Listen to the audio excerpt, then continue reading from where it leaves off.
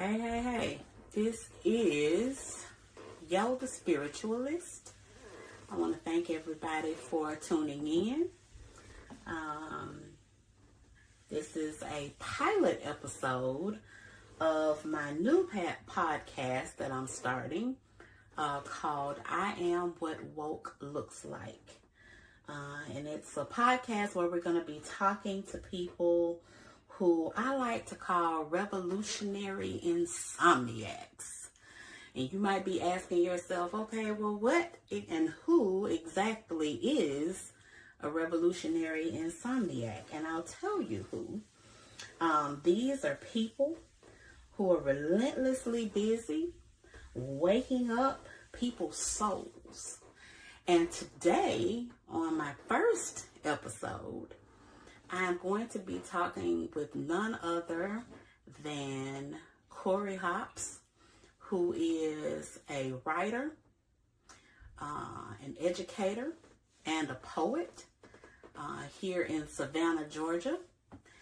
And this is quite a pleasure for me because not only is he all of those things, he is also my husband. And no, I did not have to twist his arm to get him to come and do this. He did it willingly, okay? So, Corey has just written a new book that will be out for publication soon. And the name of this book is called Freedom Summer. So be on the lookout for that. And we're just going to talk to Corey a little bit today about Freedom Summer and what this project really meant to him. How you doing? I'm doing fine. How are you? Doing great. Good. Doing great. Thanks for stopping by. Oh, nice to see you again. Yeah, it's nice to see you as well. So let's just dig right in. And I want you to tell, people who are out there listening, at what point in time in your life did you decide to be an author? And what was your path to publication? What point in time did I decide to be an author? I've written since the time I could write.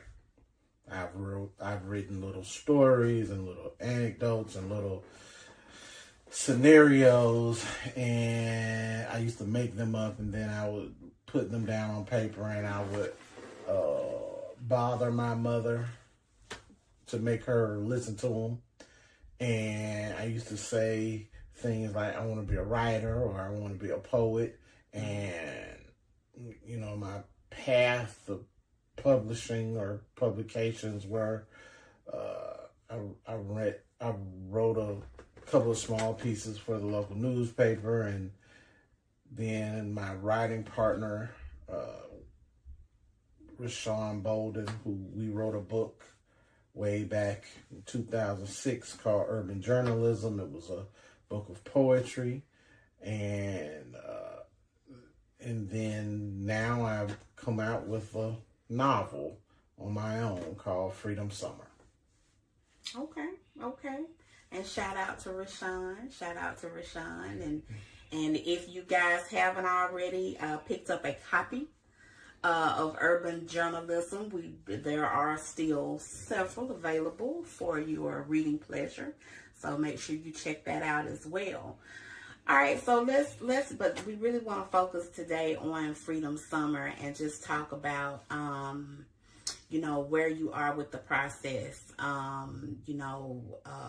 What have you enjoyed most about this process, and tell us a little bit about what the book is about. Okay. What I enjoy most is just building the book itself. I'm an independent writer, so I publish things independently. I enjoyed the process of learning how to build a book, put the book together. I mean, I knew that before, but I had never really done it on my own. And I did it entirely myself. So I had to re-educate myself on how to build a book and the parts of a book and how to make sure the book looked like a book. Of course, my favorite part was writing the book. I've been having this story in my head for a number of years. And it was all composed. So I knew exactly what was going to happen. Right, where you wanted to go with it. And the direction I wanted to go. So after I wrote out the story, it was just building the book. And that was really good because that's a skill that I hadn't used. So now I've used that skill, and every time I write a book from now on, I'm going to build it myself. I'm not trying to look for a publisher or anything like that. Yeah, you're going to do it organically. Right. Exactly. Okay. So, and I love what you said about that, doing it your way, which makes it more authentic, I think, to the readers. And I can see wherein, the first book you wrote, Urban Journalism, or co-wrote with Rashawn Bolden, being a book of poetry. So that was a different set of dynamics. Right. Right. So now you've gone from poetry to being a novelist. Right. So whole different ball game. Did you find that process vastly different, or were there some similarities to that? For me, the process is a lot different just because when you're writing poetry, you're having these small bursts of creativity. You get inspired, you see something, and you write about it, and you get in, you get out. Right. When you're doing a story, you have to sit in it, you have to be in it, and you have to stick with it. So it was all about consistency and being present every day that I wrote in that story. And mind you, I don't write every day. I'm not that disciplined. Right. But which is fine. Every day that I do write, I am in that story. I am there. You're intentional. I'm moving with intention every time. Makes sense. Yeah. Okay. That makes perfect sense. So would you say that with this particular work, would you say that there was anything that just kind of stood out for you? Any new quirks that you developed, or did you see yourself falling into some of the same patterns that you were in when you initially started writing, or do you feel like you've evolved? I guess I want to say as a writer. I can see the growth in that. I see the growth when I write poetry now and when I write stories. And the growth is about being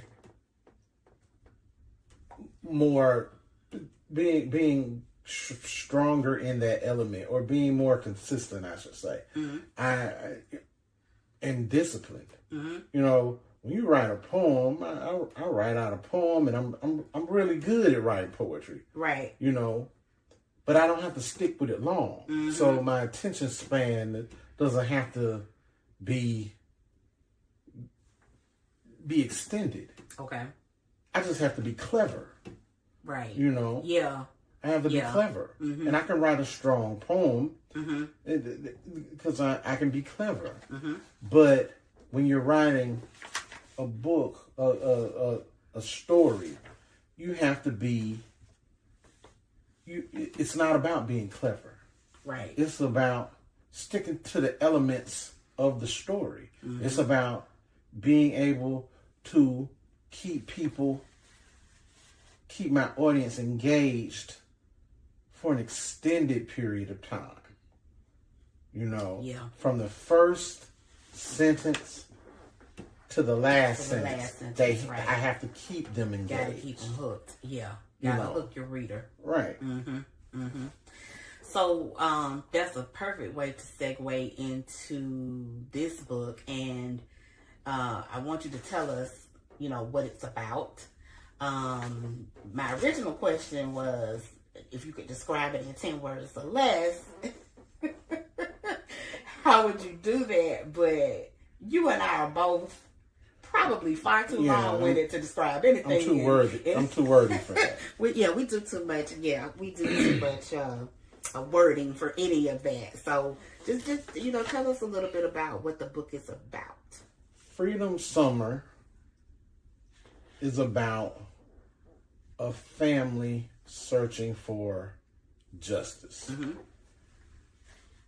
In that the patriarch of that family is murdered. That's no secret. That starts, the right. book. But it's how they search.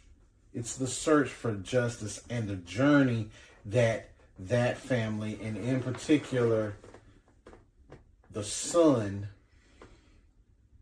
of the patriarch, how he searches for justice for his father. Okay. You did well. It was not 10. It was not 10 words, but it wasn't very wordy. I did all right. It wasn't very wordy. All right. So, and of course, I've already read it. But I want you, again, this is not about me. I want you to tell us a little bit about the characters. Like, who was your favorite character to write? And why is that person your favorite? Okay. For me, my favorite characters, they kind of changed. Mm-hmm. Because then I think about, if you had asked me this question 2 days ago, I would have gave you a completely different answer. So today you asked me who is my favorite character. Mm-hmm. And I'm thinking my favorite character is a gentleman in the book called Old Punk. He's my favorite too. And it's because he's my favorite too. He is not what you see. Mm-hmm. He is not what he appears to be. Right. It's and kind of a mystery. He's a mystery. Yeah. And he's way more than he appears. Yeah. He is so much more. And when you finally find that out, when you read the book, you finally find that out, you're like, but wait. Mm-hmm. And what? Mm-hmm. And that the development of his character was kind of cool. Mm-hmm. Because he's not in the book a lot. Mm-hmm. He makes little appearances here and there. Yeah. And every time he makes an appearance, it's meaningful. Yes. Very. Very profound. Very profound character. Characters like that, I consider them to be layered. Right. There's some layers and maybe a few hidden nuances with this character, but he by far got my attention in the beginning when I met him and kept my attention throughout the book. And I remember as I was reading it, I was saying to myself, when am I going to see or hear from Old Punk again? Right. And every time you hear from him, you know what I'm every time you hear from him, it's funny. Yeah. He's kind of humorous. Yeah. And you don't take him seriously. Mm-hmm. But you have to take him seriously. But you have to take him seriously. Because he's doing way more. He's way more than you think he is. Yeah. Way more than what you think he is. And he's kind of like that character. It brings to mind that quote from one of my favorite movies, Independence Day. And I don't know if you remember when the president was giving that speech when they were about to go out and start fighting, with these aliens or creatures that come from another planet. And he was like, we will not go silently into the night. And that's Old Punk for me. He's not going silently into the night. No. He's way He's way tougher than that. Yeah, oh, he's way tougher than that. So, would you say that you chase the squirrel when you're out there, developing these characters?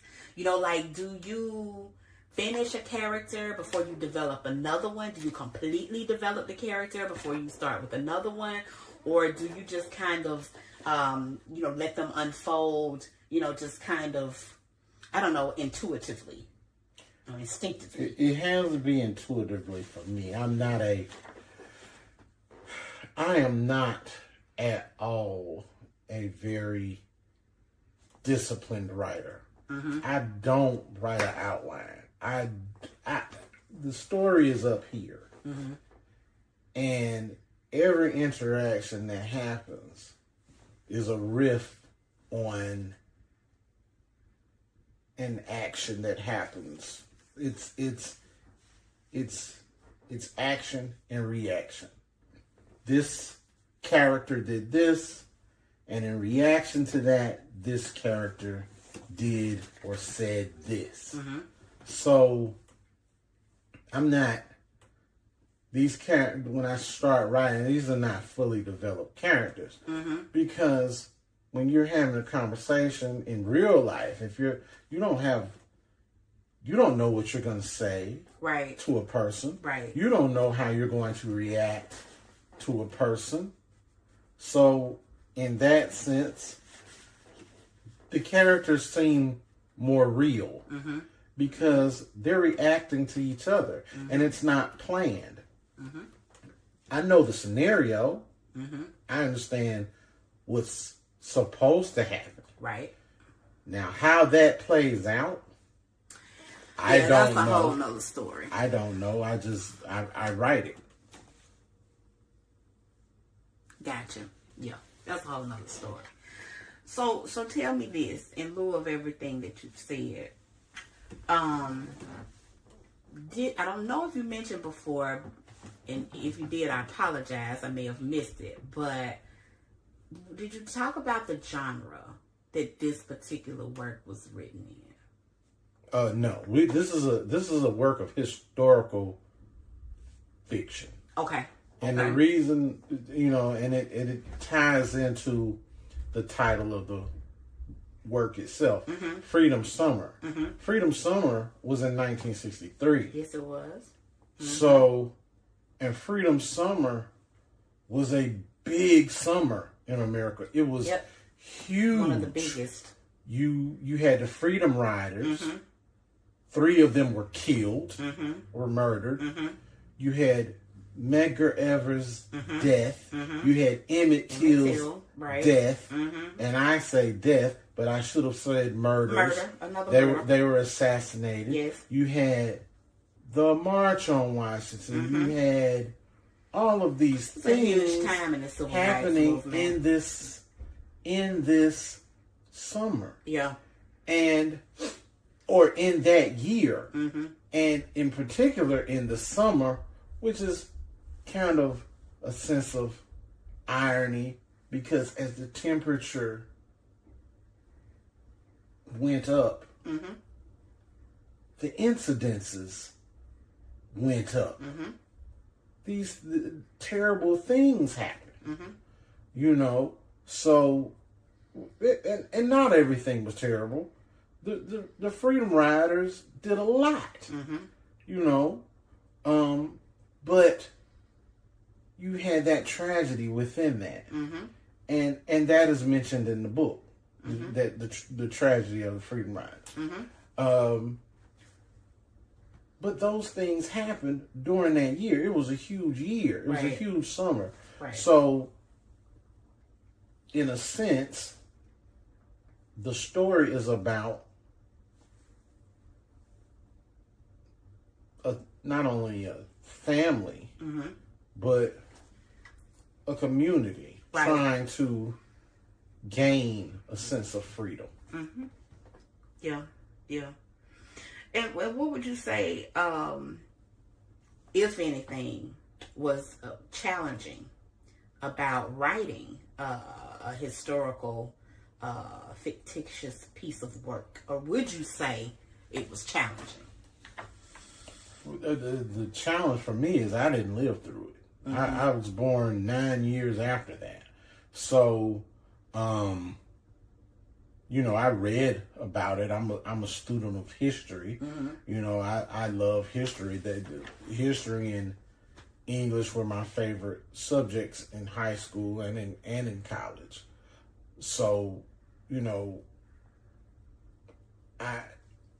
challenge is I had to go do some research. And I am no friend of studying. I hate. And this from a guy who's a teacher, okay? I hated school. And I'm a teacher, and I tell my students that, look, I hated school. Yeah. But you always say that. I ain't no supermodel. Yeah. I'm only about 5'8", and I'm pudgy. So I can't get things based on my looks. But I was pretty smart. Yes. I knew I needed to.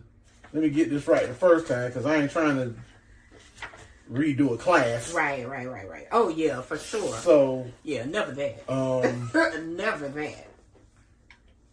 So it was challenging that I had to study, but it was also fun in that I learned about things that I didn't know just as a product of doing research.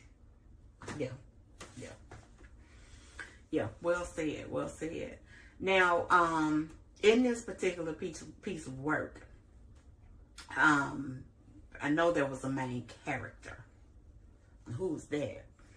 The main character in this book is a lawyer, an NAACP lawyer named Wesley Parler, and he's the son of he's a preacher's kid, and exactly, and he has and because his father is murdered, he feels a sense of duty, and he has the intelligence and the wherewithal to carry out that sense of duty. Yeah. Which is a huge responsibility. One that he did not expect to have. Exactly.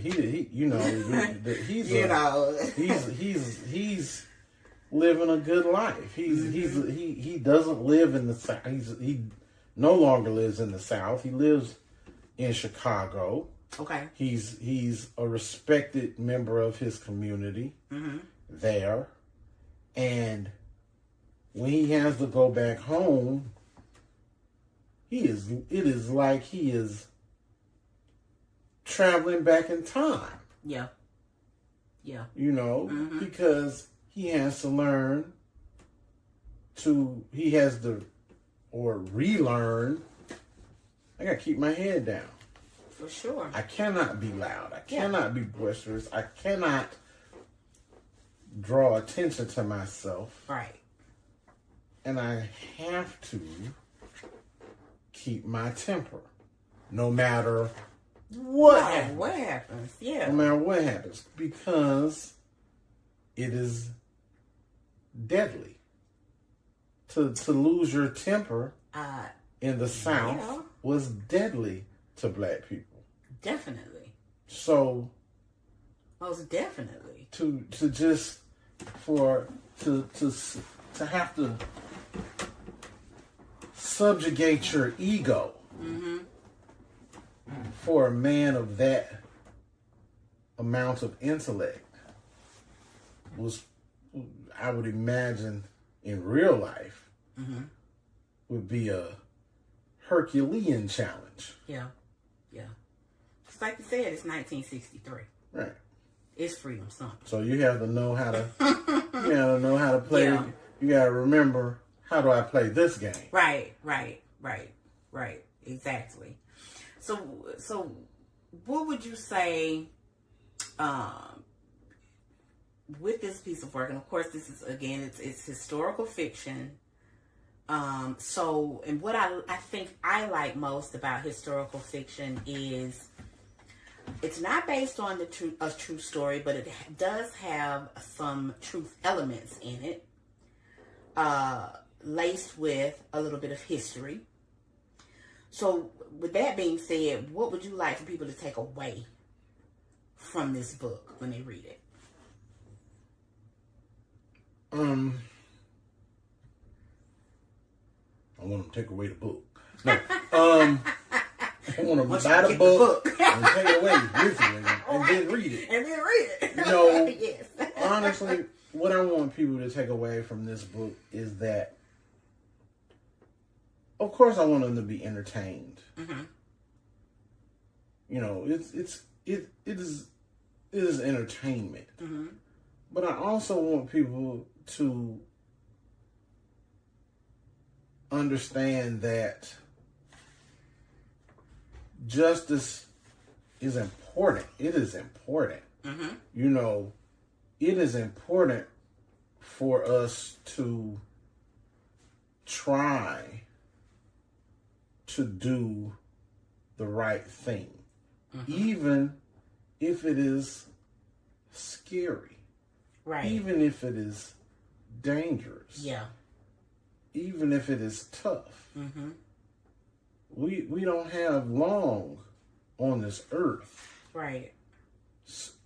Are you going to be a coward, or are you going to rise to the occasion in order to meet whatever challenges you have?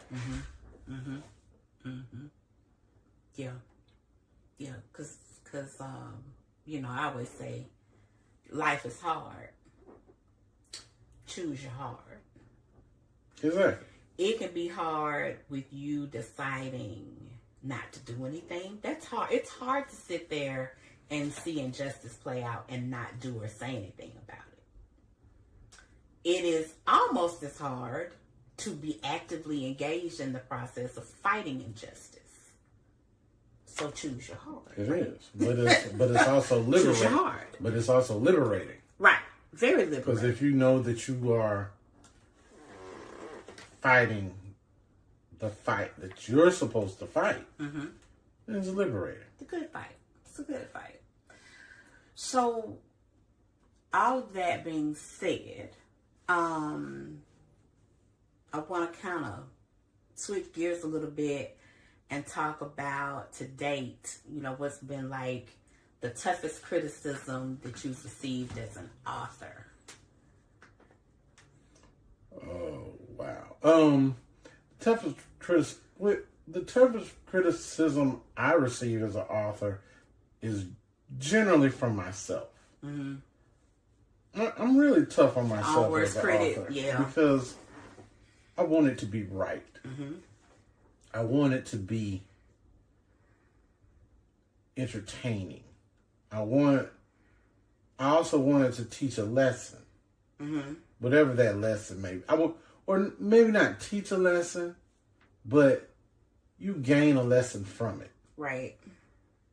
You know, I want that to happen. So I'm thinking critically about those things. What is this saying? What is this purpose of this piece of literature that I'm writing? I think about that. And there was a second part of your question, I think.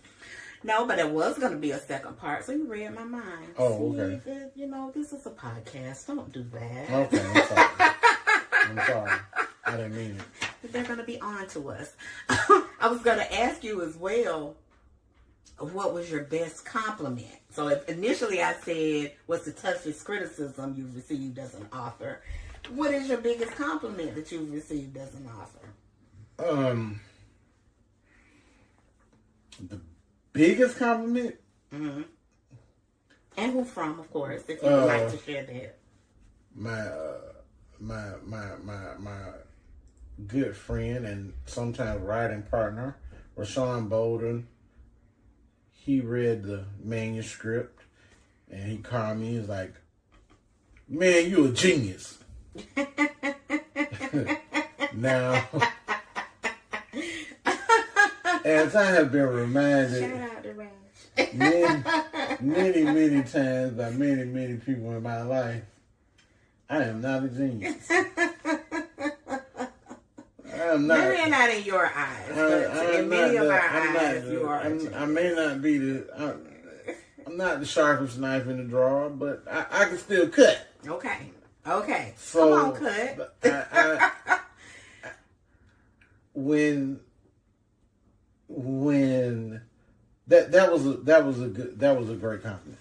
The other compliment came from you because you read the book and you liked it. I did. And I loved it. You don't read a lot of novels. Fiction. You don't read a lot of Not fiction. like I used to. You read more informational things and self-help things I'm the researcher and research things. You want to know. You want to know why and when and where and what. Yes. And if I can get the two of you to say, yeah, that's good, then I'm usually okay. I'm like, oh, okay, well then, I know that other people will like it. Will probably, be able. It'll be well received. So and you're not very into, like, even with poetry, you're not very into poetry, and if you like it, I'm like, score. I'm good. I'm in there. I can go recite this, and people will love it. Yeah. So, so those are the compliments that I look for. Right. If I can get that, then I know that once I release something, people will enjoy it. Definitely. For the most part. And I think, you said something very important there. You talked about getting those two objective viewpoints, and I think Rashawn and I both are well versed enough and smart enough to know that we cannot and would not want to set someone we care about up for failure. So if there was something wrong, then we're going to speak on it and we're going to say, okay, look, I think you need to go back to the drawing board and do, A, B, and C. And that is. However, that has happened. However, and I think this is something, probably a message you've passed on to many of your students and that you might pass on to aspiring younger authors or even aspiring authors. They could be older or younger. Is that make sure you get objective point of views. You don't want them to be subjective because that can set you up, for a fall. So with that being said, what else would you tell a young aspiring or older, for that matter, any aspiring author? I tell people, read and write. Just read. Just read and write. Read as many different genres as you can read. Write as much as you can write. Practice writing. Practice sentence structure. Try different sentence structures. When I read, I look for sentence structure. I like how sentences are constructed and how they're built. Some of them are built beautifully. Yes. One of my favorite writers, James Baldwin, wrote beautiful sentences. Yes, he did. And I've never read anything by him that I did not like. Nothing. And I look for that in what I read. and I read a lot. Mm-hmm. So, you know, I would tell someone who wants to be a writer, read. Mm-hmm. Don't discount reading. Mm-hmm. You know, I'm a teacher, so I always want your students my to students read, to course. read. But you would tell an author that as well. Yeah, read. Yeah, read. And write. Mm-hmm. Don't just write for the sake of I just want to write and I'm in like a sound chamber Mm-hmm. where I only want to hear my voice. Right. You need to hear other voices. Definitely. And you need to see how those other voices influence you. Yes. You know. Yes. You can't just and read some stuff you don't like. Mm-hmm. Mm-hmm. Even if it's not for you. Yeah. You just you make that determination after you finish. That was, that sucked. Definitely, because we've all read some things that we thought really sucked, but we had to read it because 9 times out of 10, right, it was for a class, right, or just in general, you get into books and that book wasn't for you. Yeah, indeed, touche.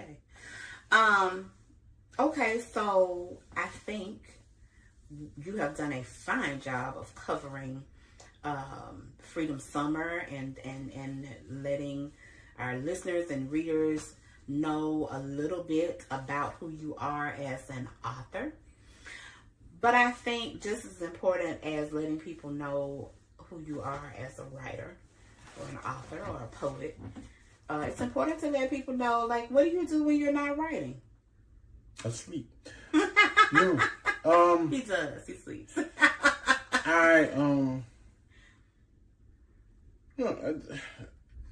I teach, I cook, I write, I read. I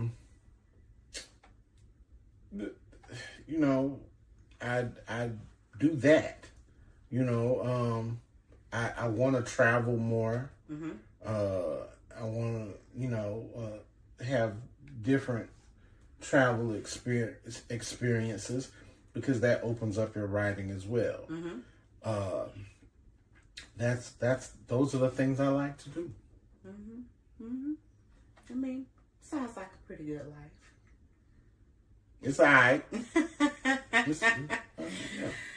So before we close out, I want you to tell people about this upcoming event that you have. I believe it's going to be next week, right after Christmas on December 27th. On December 27th at KB's Cafe in the Oglethorpe Mall in Savannah, Georgia, from 6 p.m. to 8 p.m., there will be an open mic. I will also be having a book signing, and I will read an excerpt from my novel. I might even do a little poetry. I don't know, but I will be there, and I hope people come out to see me, as well as the other artists that will be there. And we try to get some very good spoken word artists to come out. Mm-hmm. So I am very excited about that because my book will drop on that day. Yes. So you heard it here first. KB's Cafe in the Oglethorpe Mall here in the beautiful city of Savannah, Georgia. 7 p.m. 6 p.m. to 8 p.m. 6 p.m. to 8 p.m. Get me right. That would be like me to show up at 7, but no, I promise to be there on time. Please be on time. But please stop by. Pick up a copy of Freedom Summer. I promise you will not regret it. It is a page turner. Held my interest, and that is something that is very, very hard to do. Corey Hops can tell you that. He has first-hand knowledge. of the fact that my attention span is not quite as long as it used to be. But if you're looking for a good read, a good piece of historical fiction, I promise you, you will not be disappointed. Tell people again who you are. My name is Corey Hops, and I am what woke looks like. Thank you for stopping by. Bye.